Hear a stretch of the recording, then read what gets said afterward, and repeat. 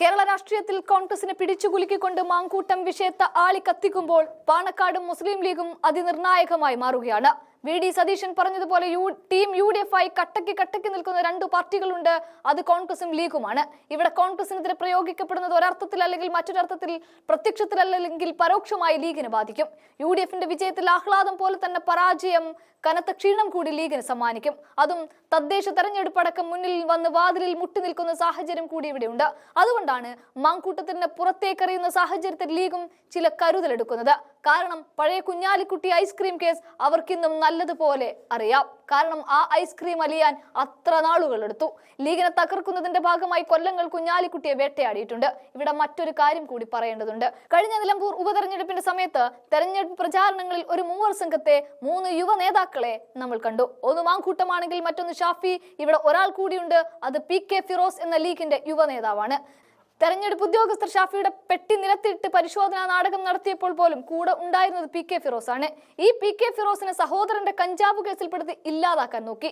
മുസ്ലിം ലീഗിനെ ഒതുക്കാൻ പറ്റിയ ഒന്നാണ് കഞ്ചാവ്. ചുരുക്കം പറഞ്ഞാൽ ഒറ്റ മാസത്തിനുള്ളിലാണ് ഈ സംഭവ വികാസങ്ങളെല്ലാം ഈ കേരള രാഷ്ട്രീയത്തിന്റെ നടുക്ക് അരങ്ങേറുന്നത്. അപ്പോൾ തന്നെ ഉറപ്പിക്കാം ഇതൊരു വലിയ തിരക്കഥയുടെ ഭാഗമാണ് എന്ന്. കാരണം സ്വന്തം പാർട്ടി ചിഹ്നത്തിൽ M സ്വരാജിനെ പോലെ ഒരു ഒത്ത നേതാവിനെ കളത്തിൽ ഇറക്കിയിട്ടും വലിയ വോട്ടു വ്യത്യാസത്തിൽ തോൽവി CPM-ന് ഏറ്റുവാങ്ങേണ്ടി വന്നു. ഇടതുപക്ഷത്തിന് ഏറ്റുവാങ്ങേണ്ടി വന്നു. BJP നിലം തൊട്ടതേയില്ല. പാലക്കാട് CJP ആയി മത്സരിച്ചതുപോലെ UDF യൂത്ത് നിരയെ തകർക്കാനും CPM-ഉം BJP-യും കൈകോർത്തു CJP ആയി മാറി. അതുമാത്രമല്ല കോൺഗ്രസിലെ നേതൃനിരക്കാണ് സജീവമായി നിൽക്കുന്നത്.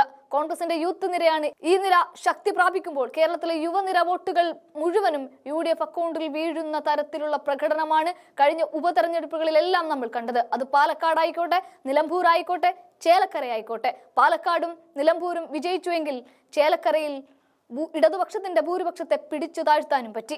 ഈ വിജയങ്ങൾ ഒക്കെ തന്നെ കോൺഗ്രസിന്റെയും കോൺഗ്രസ് നേതൃത്വം നൽകുന്ന UDF-ന്റെയും ഗ്രാഫ് കുത്തനെ ഉയർത്തുകയായിരുന്നു.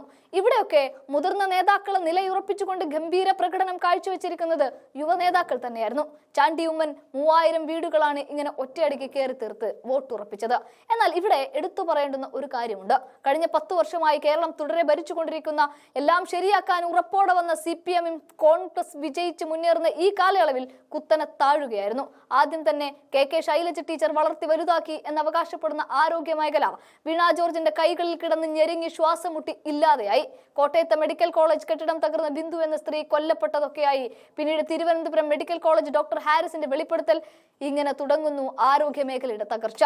പിന്നീട് കണ്ടത് വൈദ്യുത മേഖലയുടെ തകർച്ച. അവിടെയും ഒരു സ്കൂൾ കുട്ടി മരണത്തിനിരയായി. തീർന്നില്ല, കീം പരീക്ഷാഫലം വന്നതോടെ വിദ്യാഭ്യാസ മേഖലയുടെ തകർച്ചയും കണ്ടു. അവിടെ മുഖം മിനിക്കാൻ ക്ലാസ് മുറിയിലെ ബെഞ്ചുകൾ വട്ടത്തിലും വേനലവധി മാറ്റിയാലോ എന്ന ചർച്ചയുമൊക്കെയായി അതിബുദ്ധിമാനായ V ശിവൻകുട്ടി എന്ന വിദ്യാഭ്യാസ മന്ത്രി കളത്തിൽ ഇറങ്ങി കളിച്ചു. പക്ഷെ കാര്യമുണ്ടായില്ല.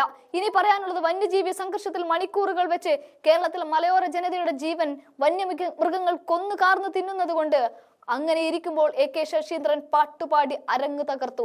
ഇതൊക്കെ ഇടതുപക്ഷത്തിന് വലിയ നാണക്കേടായി മാറി. ഇവിടെയൊക്കെ മിന്നും പ്രകടനം കാഴ്ചവെച്ച കോൺഗ്രസിലേക്ക് ജോസ് കെ മാണി പോകുമോ എന്നുവരെയുള്ള ഭയം ഉടലെടുത്തു ഇതേ ഇടതുപക്ഷത്തിന്. അവിടെയൊക്കെ പിടിച്ചു നിൽക്കാൻ മാധ്യമ ശ്രദ്ധ തങ്ങളിൽ നിന്നും തിരിക്കാനൊക്കെ കണ്ടെത്തിയ ഒരു മാർഗമാണ് കഞ്ചാവും പെണ്ണും. എന്നാൽ ഇതുകൊണ്ടൊന്നും ടീം UDF-ന് തകർക്കാനാവില്ല.